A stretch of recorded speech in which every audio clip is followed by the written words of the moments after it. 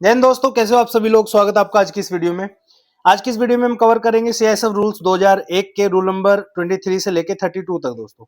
इससे पहले हमने चैप्टर 5 के बारे में पढ़ा था। आज की इस वीडियो से हम शुरुआत कर रहे हैं चैप्टर नंबर 6, जिसमें हम बात करेंगे प्रतिनियुक्ति की, यानी कि डेपुटेशन के बारे में बात होगी दोस्तों। ठीक है। Rule number 23 sub clause 1 sub close ए क्या बोलता है आपका? During deputation the officer will follow the act and rules except for rule number 58, 59 and 71। ये जो 3 नंबर यहाँ पे दिए गए हैं बहुत ज्यादा इंपॉर्टेंट है, आपको याद रखना है।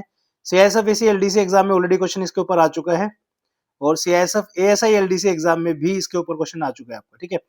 तो ये 3 नंबर याद रखने हैं। क्या मतलब हुआ इसका रूल नंबर 23/1 सब क्लोज ए का, कि जब भी कोई व्यक्ति डेपुटेशन पे होगा उसको सभी के सभी एक्ट और रूल फॉलो करने होंगे एक्सेप्ट रूल नंबर 58, 59 और 71। ये तीनों ही नंबर बहुत इंपॉर्टेंट है। क्यों इंपॉर्टेंट है? रूल नंबर जो आपका ये है आपका 58 जो है, ठीक है, ये हमें बताता है रेजिग्नेशन के बारे में दोस्तों। यानी कि त्याग पत्र की जब भी बात होगी तो वो रूल नंबर 58 में होगा। रूल नंबर 59 डिस्चार्ज सर्टिफिकेट, और रूल नंबर 71 सुपरनेशन यानी कि सेवानिवृत्ति के बारे में बात होती है। ठीक है। फिर आएगा आपका रूल नंबर 23 का सब clause 1 sub clause B. The officer will also follow the discipline rule of the equivalent rank in the force. अब कई बार क्या होता है, जब व्यक्ति जो है डेपुटेशन पे गया होता है, ठीक है, डेपुटेशन आप कहीं पे भी जा सकते हो, जैसे सीआईएसएफ के व्यक्ति हैं, फॉर एग्जाम्पल वो एनएसजी में जाते हैं, ठीक है, या फिर वो जो है दूसरे डिपार्टमेंट जैसे आपका है एनडीआरएफ है, ठीक है, इसमें जब आप जाते हो तो इसके जो है रूल्स आपको फॉलो करने होंगे। ठीक है। देन आपका rule number 23 sub clause 2, other terms of deputation will be agreed upon by the lending authority and the central government. ठीक है। यानी जब भी आप डेपुटेशन पे जाओगे, जो रूल्स होंगे आपके सेंट्रल गवर्नमेंट की स्वीकृति द्वारा जो है आपको फॉलो करने होंगे। Then rule number 23 subclause 3, the central government or director general can end the deputation at any time without giving a reason and it won't be considered as a punishment। ठीक है। कई बार ऐसा होता है, मान लीजिए आप एनडीआरएफ के अंदर जॉब कर रहे हो, ठीक है, आप एनडीआरएफ के अंदर जॉब कर रहे हो और आपका डेपुटेशन जो है चल रहा है सीआईएसएफ के किसी पर्सन का। ठीक है। जब भी आपका डेपुटेशन चलेगा और आप इस तरीके से ड्यूटी पे होंगे, तो कई बार ऐसा होता है इमीडिएट रिक्वायरमेंट आ जाती है कि भाई वापसी जो है बुलाया जाए जितने भी लोग डेपुटेशन पे गए हैं। तो सेंट्रल गवर्नमेंट और डायरेक्टर जनरल जो है ऑर्डर करेंगे कि भाई जितने भी व्यक्ति डेपुटेशन पे गए हैं सबको जो है वापस बुलाओ। लेकिन इस वापस बुलाने को जो कोई पनिशमेंट नहीं समझा जाएगा, क्योंकि रिक्वायरमेंट है ऑब्वियसली, तो इसलिए जो है आपको वापस बुला रहे हैं। ठीक है। तो ये कोई पनिशमेंट नहीं कंसिडर की जाएगी। ठीक है। देन आता है आपका चैप्टर नंबर 7 प्रमोशन। इसके अंदर जो है पदोन्नति की बात होती है। सबसे पहला रूल है इसके अंदर, रूल नंबर 24 प्रमोशन यानी पदोन्नति। क्या बोला गया है इसमें कि जो कांस्टेबल रैंक पे जो व्यक्ति काम कर रहा है, 15 साल की सर्विस जब उसकी हो जाती है तो हेड कांस्टेबल के लिए एलिजिबल होता है प्रमोशन के लिए। ठीक है। ये है सर्विस टाइम फ्रॉम ज्वाइनिंग, यानी कि मान लीजिए किसी व्यक्ति ने सन 2000 के अंदर जो है ज्वाइन किया सीआईएसएफ को, 2015 में जो है वो एलिजिबल हो जाएगा हेड कांस्टेबल बनने के। ठीक है। हेड कांस्टेबल जो है वो 20 साल में एलिजिबल हो जाएगा एएसआई के, यानी कि किसी व्यक्ति ने सर्विस कर ली है, 2000 सन में ज्वाइन किया है, अगर वो 2020 तक सर्विस कर लेता है तो एएसआई रैंक के लिए एलिजिबल हो जाता है। ठीक है। ये लिखा गया है, on the basis of their service record commandant with the approval of the DIG can promote constable and head constables, but the total number of such promotion shall not exceed 10% of the post which may be filled by the method of promotion। ठीक है। यानी कि service record को देखते हुए commandant DIG के approval से, ये दोनों ही नाम याद रखने हैं आपको, कमांडेंट प्लस में डीआईजी। ठीक है। इन दोनों के कॉम्बिनेशन से जो है कांस्टेबल और हेड कांस्टेबल को प्रमोट किया जा सकता है, बट प्रमोशन जो है मैक्सिमम 10% पोस्ट का ही जो है कर सकते हैं दोस्तों। ठीक है। देन आता है आपका रूल नंबर 25 प्रोबेशन, परिवीक्षा इसको बोला जाता है। Every force member except those on deputation or absorption must complete the probation period as per the recruitment rule. यानी कि जितने भी फोर्स के मेंबर हैं जो डेपुटेशन पे गए हैं, एब्जॉर्प्शन में गए हैं, उनको छोड़ के जो है सभी व्यक्तियों को जो है प्रोबेशन पीरियड कंप्लीट करना होगा, जो भी रिक्रूटमेंट रूल है उसके हिसाब से। If no confirmation is given the member remains on probation but not for more than twice the prescribed period. ठीक है। इसका क्या मतलब है? मान लीजिए किसी व्यक्ति का डेपुटेशन पीरियड है 1 ईयर का, एग्जाम्पल के तौर पे, सॉरी, प्रोबेशन पीरियड 1 ईयर का है। ठीक है। 1 ईयर कंप्लीट होने के बाद जो है उसका कंफर्मेशन नहीं आता है कि इस व्यक्ति ने प्रोबेशन पूरा कर लिया या नहीं किया है, तो भी जो है 2 साल से ज्यादा का जो है आप प्रोबेशन जो है वो नहीं हो सकता, उसके बाद जो है आपको कंप्लीट उसको कंफर्मेशन देना ही होगा। ठीक है। देन आपका rule number 25 sub clause 2, the appointing authority may dismiss, revert or send a member back to their original department during probation if found unfit with 1 month notice or pay. इसका क्या मतलब है? मान लीजिए कोई व्यक्ति है जिसने सीआईएसएफ को ज्वाइन किया, ठीक है, और वो जो है आपका प्रोबेशन पे है अभी, किसी दूसरे डिपार्टमेंट में चला गया, ठीक है, मान लीजिए एनडीआरएफ में चला गया फॉर एग्जांपल, तो यहाँ पे जो है इनकी जो अपॉइंटिंग अथॉरिटी है यानी कि एनडीआरएफ है, वो जो है इसको डिसमिस कर सकती है, वापस भेज सकती है, या फिर जो जहाँ से आए हैं ओरिजिनल डिपार्टमेंट में इनको भेजा जा सकता है अगर उनको लगता है कि ये व्यक्ति अनफिट है। लेकिन भेजने से पहले उनको जो है 1 मंथ का नोटिस देना पड़ेगा, 1 मंथ की सैलरी जो है वो देनी पड़ेगी। Upon successful probation the members position will be confirmed in the grade they join, ठीक है। जैसे ही आपका प्रोबेशन पूरा होता है, मान लीजिए आप कांस्टेबल रैंक के लिए भर्ती हुए हैं, तो कांस्टेबल रैंक पे जो आपका कंफर्मेशन हो जाएगा क्योंकि आपने उसी ग्रेड के ऊपर जो ज्वाइन किया है, तो ये लिखा जाएगा कि भाई ये व्यक्ति जो है इसने प्रोबेशन पीरियड अपना पूरा कर लिया है और ये जो है कांस्टेबल के रैंक पे ज्वाइन हुआ है, ठीक है। देन आता है आपका रूल 26। इसमें हम बात करते हैं टर्मिनेशन के बारे में, समाप्ति के बारे में। इसका क्या मतलब होता है? If the appointing authority terminates a probationer service, the inspector general may review the case after inquiry. The inspector general can. इसमें क्या होता है, कई बार ऐसा होता है कि जब भी हम सर्विसेज में होते हैं, अगर आप ढंग से काम नहीं करोगे, ठीक है, डिसिप्लिन में नहीं रहोगे या कोई भी डिसिप्लिन तोड़ोगे, तो आपकी सर्विस को जो है टर्मिनेट किया जा सकता है। अब टर्मिनेट जो है जब करेंगे तो इंस्पेक्टर जनरल जो है इस टर्मिनेशन को रिव्यू करते हैं, इस केस को, कि भाई फॉर एग्जाम्पल कोई व्यक्ति है, श्याम उसका नाम है, ठीक है, शाम को जो है सर्विस से टर्मिनेट कर रहे हैं ड्यू टू इनडिसिप्लिन, ठीक है, इनडिसिप्लिन। अब इसको जो है शाम के आईजी साहब जो हैं वो देखेंगे इस केस को और अपनी इंक्वायरी के बाद जो है क्या फैसला दे सकते हैं। कंफर्म द टर्मिनेशन, वो कंफर्म कर देंगे कि सही बात है, इन्होंने इनडिसिप्लिन किया और इनका टर्मिनेशन जो है किया जाता है। कैंसल द नोटिस, जो नोटिस निकाला गया है उनके खिलाफ कि भाई शाम को टर्मिनेट कर रहे हैं, तो उस नोटिस को कैंसिल कर सकते हैं, बोलेंगे कि नहीं भाई टर्मिनेट नहीं कर रहे हैं इसको, ठीक है। रीइंस्टेट द प्रोबेशनर, यानी कि जो शाम है बोलेंगे कि ये बिल्कुल सही है अपनी जगह, तो कोई भी प्रोबेशन टर्मिनेट नहीं होगा और दोबारा से इनका सर्विस चालू की जाए। Issue any another appropriate order, यानी कि अगर उनको लगता है कि कोई और ऑर्डर जो है देना है तो वो भी वो दे सकते हैं। No case should be reopened after 3 months unless in special circumstances which must be recorded in writing, यानी कि जो भी नोटिस दिया गया है, ठीक है, टर्मिनेशन का जो नोटिस दिया गया है प्रोबेशनर को यानी कि शाम को, वो जो है 3 महीने के बाद जो है ओपन नहीं हो सकता, उससे पहले पहले कर लो जो करना है आपका, ठीक है। लेकिन कई सर्कमस्टांसेस ऐसे होते हैं जिसमें बाद में भी ओपन किया जा सकता है, बट उसके लिए राइटिंग में देना पड़ेगा कि भाई ये रीजन था, इस वजह से हम इस केस को रीओपन करना चाहते हैं। This timeline start from the date of notice in cases where notice is given. अब शाम को मान लीजिए नोटिस मिला 1 दिसंबर को, तो ये 1 दिसंबर जो डेट है ये मानी जाएगी उन 3 महीनों के लिए, ठीक है। It start from the termination date in case of no notice, अगर नोटिस नहीं दिया गया है शाम को तो ये जो है टर्मिनेशन डेट नोटिस वाली उसमें जो है आपकी मानी जाएगी, ठीक है। उसके बाद जो है जस्ट अ सेकेंड,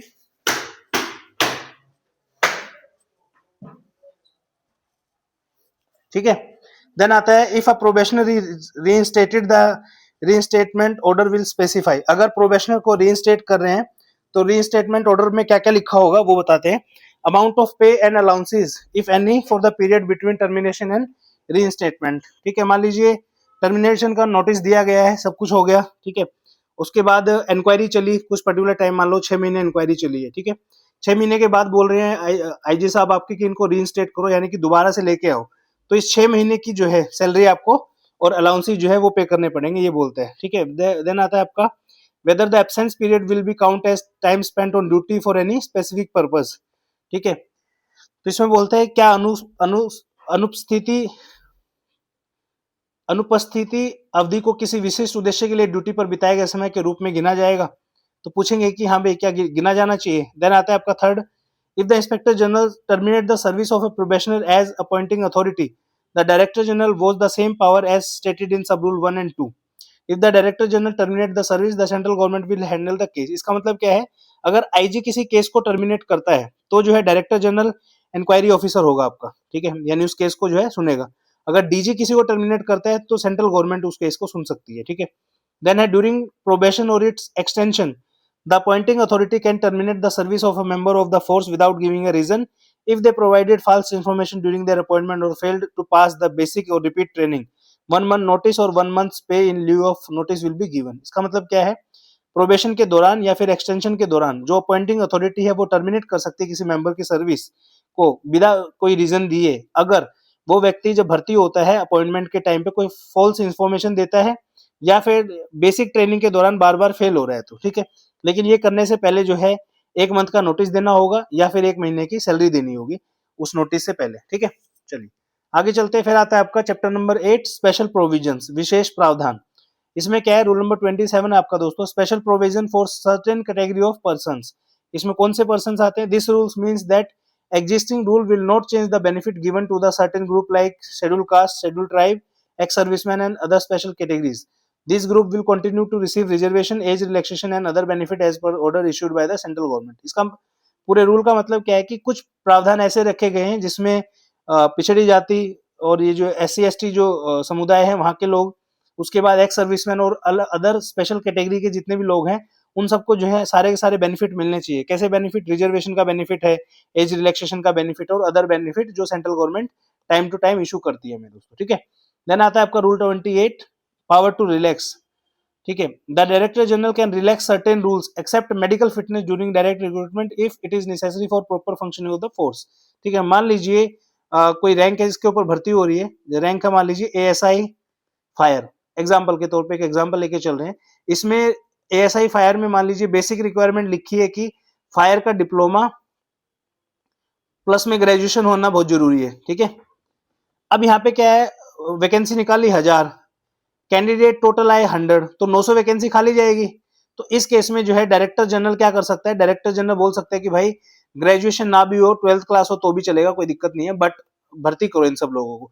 तो कुछ कुछ केसेस में जो है, हालांकि ये जस्ट एग्जांपल के लिए मैंने आपको समझाया है, एग्जैक्ट ऐसा नहीं होगा, किसी और केस में हो सकता है, बट एग्जैक्टली जस्ट एग्जांपल देने के तौर पे मैंने आपको समझाया कि इस तरीके से जब भी कोई ऐसा लगता है कि भाई अगर ये हम कम कर देंगे रिक्वायरमेंट तो ज्यादा लोग जो है भर्ती हो जाएंगे, मतलब प्रॉपर जितनी वैकेंसी उतने लोग भर जाएंगे, तो उस केस में डायरेक्टर जनरल जो है कुछ रूल्स को जो है रिलैक्स कर सकता है, लेकिन मेडिकल फिटनेस को रिलैक्स नहीं कर सकता, ठीक है।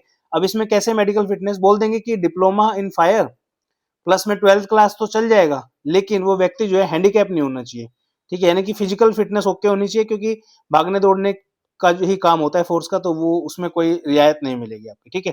देन आपका आता है constable any of the eligibility criteria, यानी कि कांस्टेबल के रिक्रूटमेंट के अंदर कुछ भी जो है कोई भी एलिजिबिलिटी क्राइटेरिया जो है वो चेंज कर सकते हैं, लेकिन फॉलोवर्स के केस में एज लिमिट को ही चेंज कर सकते हैं। और ये जो है CISF के अमेंडमेंट रूल्स के अंदर अमेंडमेंट हुआ था 2013 के अंदर, उसमें डाला गया था ये बात, ठीक है ना।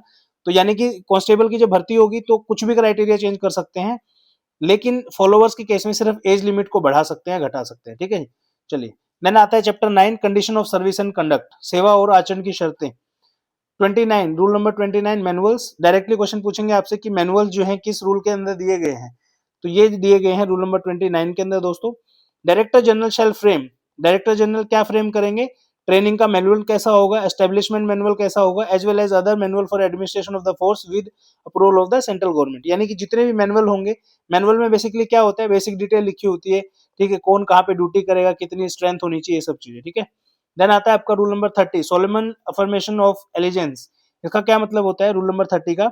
ऑन अपॉइंटमेंट ईच रिक्रूट और cadet shall be required to solemn affirm his allegiance in form of given appendix B and shall receive a certificate of appointment as prescribed in section C of the act, ठीक है। नियुक्ति पर प्रत्येक भर्ती या cadet को परिशिष्ट B में दिए गए फॉर्म में अपनी निष्ठा की सत्य निष्ठा से पुष्टि करनी होगी।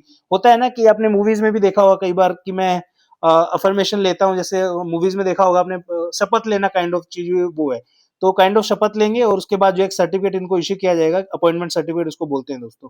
ये कहाँ पे दिया हुआ है, ये इंपॉर्टेंट है, ठीक है। सोलोमन अफर्मेशन ऑफ एलिजेंस ये जो है दिया हुआ है आपका अपेंडिक्स बी, ठीक है, अपेंडिक्स बी के अंदर दिया हुआ है, रूल नंबर किस में, रूल नंबर 30 के अंदर। नेक्स्ट आपका chapter number 10, penalties and procedure. ये थोड़ा बड़ा चैप्टर है दोस्तों, इसके आज हम दो ही रूल के बारे में बात करेंगे। पहला आपका rule number 31, rules governing discipline. Supervisory officer shall be govern by the rules applicable to the officers of the central government of corresponding class in respect of disciplinary proceedings. इसका मतलब क्या है कि सुपरवाइजरी ऑफिसर जितने भी हैं, assistant commandant से लेकर डायरेक्टर जनरल तक के जितने भी अधिकारी हैं CISF के अंदर, उन सबको गवर्न किया जाएगा rules applicable to the officers of the central government. यानी कि जितने भी सेंट्रल गवर्नमेंट के जो ऑफिसर्स हैं अदर डिपार्टमेंट के, मान लीजिए आर्म फोर्सेस के ऑफिसर्स हैं या फिर रेलवे के ऑफिसर्स हैं, क्योंकि गेस्टेड ऑफिसर सबका स्केल वही है, लेवल 10 से सब शुरू होते हैं, तो जो रूल एप्लीकेबल होंगे सिविल सर्वेंट्स के ऊपर वही रूल एप्लीकेबल होंगे असिस्टेंट कमांडेंट से लेकर DG साहब तक, ठीक है। दूसरा है आपका enrolled member of the forces shall in matter be govern by the rules in this chapter. यानी कि जितने भी एनरोल्ड मेंबर हैं उनके रूल जो हैं कौन से होंगे, जो आपके CISF रूल्स 2001 में दिए हुए हैं, ठीक है। सिंपल उसमें समझाता हूं, आपके EMOF ऑलरेडी आपको पता है, enrol member of the force, इनको गवर्न किया जाएगा CISF रूल 2001 से। ठीक है। और जितने भी आपके गेस्टेड ऑफिसर होंगे एसी से लेके डीजी साहब तक, इनको जो है सेंट्रल गवर्नमेंट के जो रूल्स हैं आपके, ठीक है, सीसीएस रूल हो गया आपका, ये सब रूल इनके अकॉर्डिंग जो है गवर्न किया जाएगा। देन आता है आपका rule number 32, disciplinary authority. Disciplinary authority for the enrol member of the force as per schedule 1 under whose control they serve including superior authorities in the schedule. यानी कि जो डिसिप्लिनरी अथॉरिटी है ईएमओएफ के ऊपर, जो डिसिप्लिनरी अथॉरिटी है वो कौन है, एसी से लेके डीजी साहब तक, ये सब जो है एनरोल फोर्स मेंबर के जो है सर्विंग ऑफिसर्स हैं, इनके सुपीरियर्स हैं। When deployed for duty training outside their permanent post, a supervisory officer can suspend them and must refer the case to the disciplinary authority। इसका मतलब क्या है, जब भी कोई व्यक्ति ड्यूटी या ट्रेनिंग के लिए परमानेंट पोस्ट से अलग जगह पे जो है भेजा जाता है, तो सुपरवाइजरी ऑफिसर जो होगा वो उनको सस्पेंड कर सकता है और केस जो है आपका डिसिप्लिनरी अथॉरिटी के पास जाता है दोस्तों, ठीक है। An authority competent to impose penalty 6 to 10 under rule 34 can initiate disciplinary proceeding for penalties 1 to 5 even not authorised for them under schedule 1। इसका मतलब क्या है कि जो कॉम्पिटेंट अथॉरिटी है जो पेनल्टी लगाती है रूल नंबर 6 से लेकर रूल नंबर 10 तक अंडर रूल 34, वो जो है डिसिप्लिनरी प्रोसीडिंग जो है जिसमें पेनल्टी 1 से 5 तक आती है, ठीक है, वो भी लगा सकती है, जबकि उनको ऑथराइज भी नहीं है वो अंडर शेड्यूल 1, ठीक है। तो ये चीज है। देन आता है आपका सस्पेंशन, रूल 33 सस्पेंशन, और उसके आगे के जो रूल्स हैं उसको नेक्स्ट वीडियो में देखेंगे। तब तक के लिए बहुत बहुत धन्यवाद। आशा करता हूँ वीडियो आपको अच्छी लगी होगी। प्लीज वीडियो के नीचे कमेंट करके जरूर जाइए अगर आपको सब कुछ अच्छा लग रहा है तो। Thank you so much. जय हिंद, वंदे मातरम।